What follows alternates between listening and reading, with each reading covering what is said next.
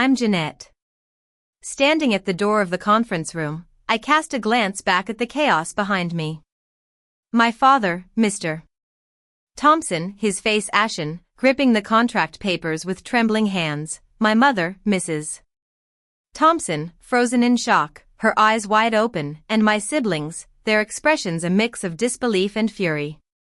The room that once echoed with their haughty laughter now lay in utter disarray.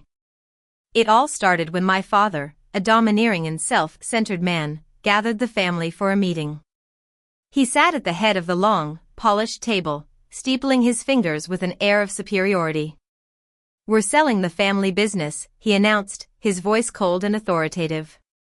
"You're getting nothing," he sneered at me.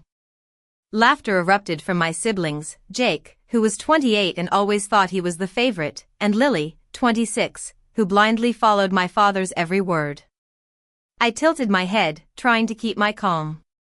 "Calm is a loaded question," I replied, my tone even. "Who's the buyer?" I asked, feigning ignorance.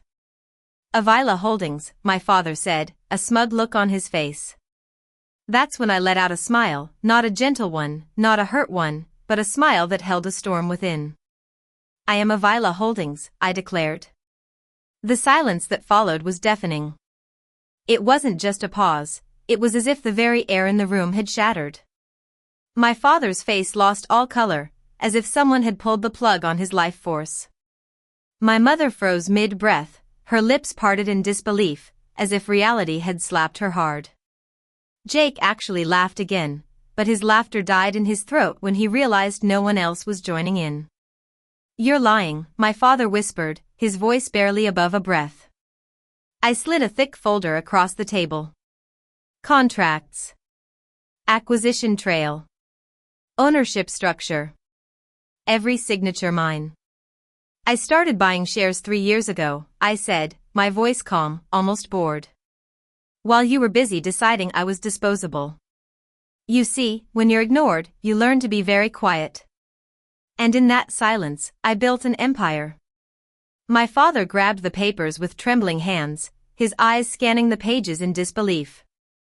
This isn't possible. "We still control it," he stammered.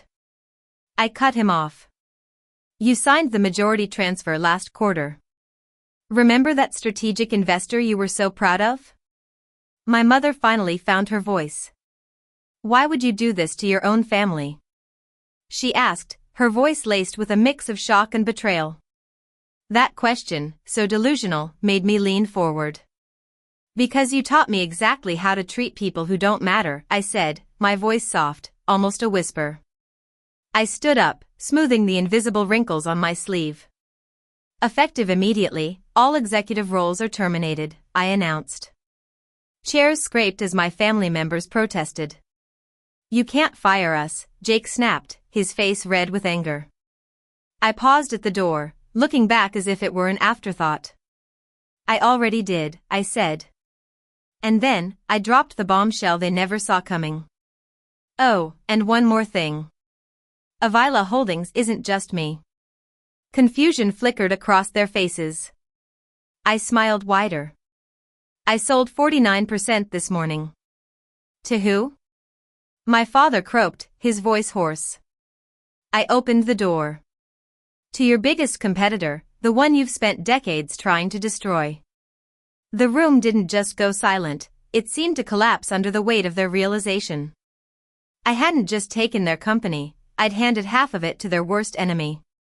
This wasn't just revenge born out of anger, it was a carefully crafted plan, a work of art. As I walked out of the room, I didn't look back. There was no dramatic music, no tears. I knew I had to take matters into my own hands. I started small, buying a few shares here and there whenever I could. I used my savings and even took on some small loans. I worked late into the night, researching the market, looking for ways to build my power within the company. When the so-called strategic investor opportunity came up last quarter, I saw my chance. I set up a front company and presented it as an attractive investment. My father, blinded by the potential profit, signed the majority transfer papers without a second thought. I bided my time, waiting for the right moment to reveal my true identity.